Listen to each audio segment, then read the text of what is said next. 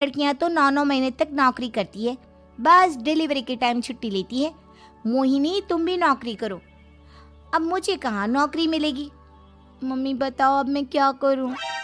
हे भगवान, क्या सोचकर घर जमाई दामाद लाई थी मैं कि मेरी बेटियां मेरे पास रहेंगी और खुश रहेंगी, लेकिन इन आलसी दामादों ने तो हमारी जिंदगी को भी प्रॉब्लम में डाल दिया है। मैं तो कहती हूँ मम्मी, हम लोग वापस अपनी जॉब पर जाना शुरू कर देते हैं। बता देते हैं इन लोगों को कि हमने प्रेगनेंसी का बहाना किया है। नहीं नहीं बेटा, ऐसी गलती भी मत करना। अगर तुमने ऐसा किया तो इन तीनों की आदत और ख़राब हो जाएगी। अरे आज नहीं तो कल कभी तो तुम प्रेग्नेंट होगी, तब वापस यही प्रॉब्लम आएगी। तब क्या करोगी तुम तीनों? हाँ मम्मी, आपकी बात तो बिल्कुल सही है। इन लोगों को तो सुधारना ही पड़ेगा। लेकिन कैसे? अपने बच्चों के आने की खबर सुनकर भी इन लोगों पर कोई असर नहीं हो रहा। पैसे कमाने के लिए घर से बाहर निकलना ही नहीं चाहते ये तीनों। अब मेरे दिमाग में एक प्लान आया है। तुम तीनों चिंता मत करो, उन तीनों को बुलाओ, फिर मैं बात करती हूँ। थोड़ी देर बाद कावेरी जी अपने तीनों दामादों को सामने बुलाकर अपनी बात कहना शुरू करती हैं। अविनाश, सुमित और विवेक, देखो बेटा, मैं ना तुम तीनों से बड़ा प्यार करती हूँ, इसीलिए तो तुम्हें घर जमाई बना कर रखा है मैंने। अरे मम्मी जी, सीधे सीधे कहिए ना, क्या बात है? प्यार तो हम भी आपको बहुत करते हैं। अरे मम्मी जी, आपकी इज्जत भी बहुत करते हैं। अरे भाई, आपके जैसी सास और कमाने वाली बीवी सबको मिलती है क्या? हाँ मम्मी, विवेक और सुमित ठीक कह रहे हैं। आपकी बेटी से शादी करके मेरी तो ज़िंदगी ही अच्छी हो गई है। जानती हूँ मैं, और ये भी जानती हूँ कि तुम तीनों अपने अपनी बीवियों से बहुत प्यार करते हो। बेटा, बात ऐसी है कि हमारे कुल गुरु ने कहा है कि प्रेग्नेंट होने के बाद मेरी तीनों बेटियां शुरू के 4 महीने हमारे गांव में जाकर रहेगी, जहां मेरे चाचा जी रहते हैं। अरे लेकिन क्यों मम्मी, गांव में जाकर रहने की क्या ज़रूरत है इन तीनों को? वो क्या है ना बेटा, हमारे परिवार को एक श्राप है। अगर मेरी बेटियों ने यहाँ पर बच्चा पैदा करने की कोशिश की तो उनके बच्चों को कुछ भी हो सकता है। इसलिए अब से लेकर 4 महीने पूरे होने तक इन्हें गांव वाले घर में रहना पड़ेगा। हाँ तो इसमें प्रॉब्लम क्या है मम्मी जी? हम भी वहाँ जाकर रहेंगे, पिकनिक मनाएंगे। अरे भाई, बीवी जहाँ हम भी वहाँ। हाँ यार, आइडिया तो बहुत अच्छा है। शहर की ज़िंदगी में रह रहकर परेशान हो चुके हैं, अब कुछ दिन गांव में बिताएंगे। तुम लोग समझने की कोशिश क्यों नहीं करते? तुम में से कोई भी वहाँ नहीं जा सकता, और मैं यहाँ रहूँगी ना तुम तीनों के साथ। 4 महीने की तो बात है, उसके बाद ये तीनों ही लौट कर आ जाएंगी। ठीक है मम्मी जी, अब हमारे बच्चों का सवाल है तो ये तो करना ही पड़ेगा।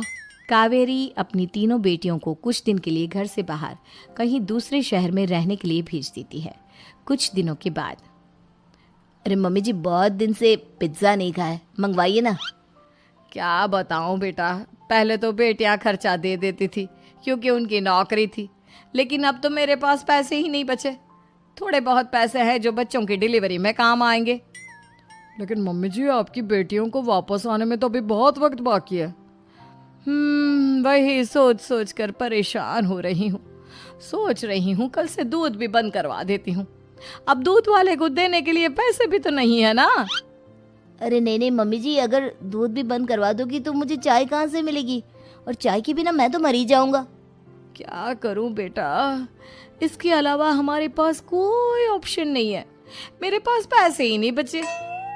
इस तरह कावेरी जी धीरे धीरे अपने तीनों दामादों को पैसे देना बंद कर देती हैं और घर में खाने पीने की चीजें लाना भी बंद कर देती है। अब वो तीनों बुरी तरह से परेशान होने लगे थे, और इसलिए एक दिन तीनों प्लान करके घर से बाहर निकलते हैं। और बाजार में जाने के बाद, यार अच्छा खाना खाए हुए कितने दिन हो गए, पता नहीं कब अच्छा खाना मिलेगा। हमारी बीवियों के जाने के बाद तो हमारी हालत भिखारियों जैसी हो गई है यार। कुछ भी हो, मुझे तो आज पिज्ज़ा खाना ही खाना है। जेब में 1 रुपया नहीं और पिज्ज़ा खाएगा, कहाँ से आएंगे पैसे? अरे देख, वहाँ सामने बोर्ड पर क्या लिखा हुआ है, कंप्यूटर पर काम करने के लिए एक आदमी की आवश्यकता है। भाई मैं तो जा रहा हूँ, काम करूँगा और शाम तक पैसे लाकर आराम से पिज्ज़ा खाऊंगा।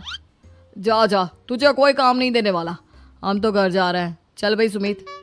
सुमित और अविनाश वहाँ से चले जाते हैं और विवेक उस कंप्यूटर शॉप पर सारा दिन काम करके 5,000 रुपये कमा कर घर लौट कर आता है। और अपने खाने के लिए अच्छी अच्छी चीज़ें भी लेकर आता है। ये देखकर विवेक और सुमित के दिल में भी कुछ पैसे कमाने की इच्छा जागती है। अरे सुबह सुबह कहाँ चल दी है तुम? मम्मी जी, एक बहुत अच्छी जगह मिली है। कंप्यूटर पर काम करने के 5,000 मिले थे कल मुझे। अगर रोज काम करूंगा तो पूरे 40,000 की तनख्वाह। अरे वाह, ये तो बहुत अच्छी बात है दामाद जी, आपको जाना ही चाहिए। सुमित और अविनाश विवेक को इस तरह तरक्की करते देखकर परेशान हो जाते हैं और वो दोनों भी काम की तलाश में निकल पड़ते हैं। धीरे धीरे उन दोनों को भी काम मिल जाता है। अब कावेरी के तीनों दामाद छोटी मोटी नौकरी करके अच्छा पैसा कमाने लगे थे। एक दिन कावेरी उन्हें अपने पास बुलाती है। अरे वाह, विवेक 40,000 कमा लेता है, अविनाश 60,000 और सुमित तुम भी 40,000 के आसपास कमा ही लेते हो। कुल मिलाकर तुम अच्छे खासे पैसे कमा रहे हो बेटा। हाँ मम्मी जी, बहुत मजा आता है जब महीने के एंड में मोटी रकम हाथ में आती है। पूछिए मत मम्मी जी, घर में रहकर रोटी बना बना कर औरतों जैसा महसूस होने लगा था मुझे तो। हाँ बेटा, तुम तीनों की बात तो बिल्कुल ठीक है। और जानते हो, अब तुम तीनों की पत्नियां भी वापस लौट कर आने वाली है।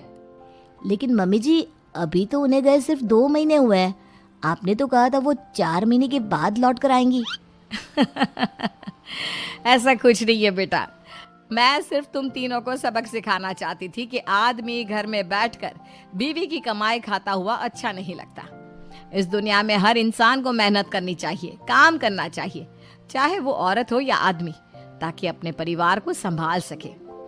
कावेरी की बात सुनकर उन तीनों को अपनी गलती का एहसास होता है और कावेरी उन्हें सच बता देती है कि ईशा, सुहाना और मोहिनी शहर में ही कहीं दूसरी जगह रह रहे थे।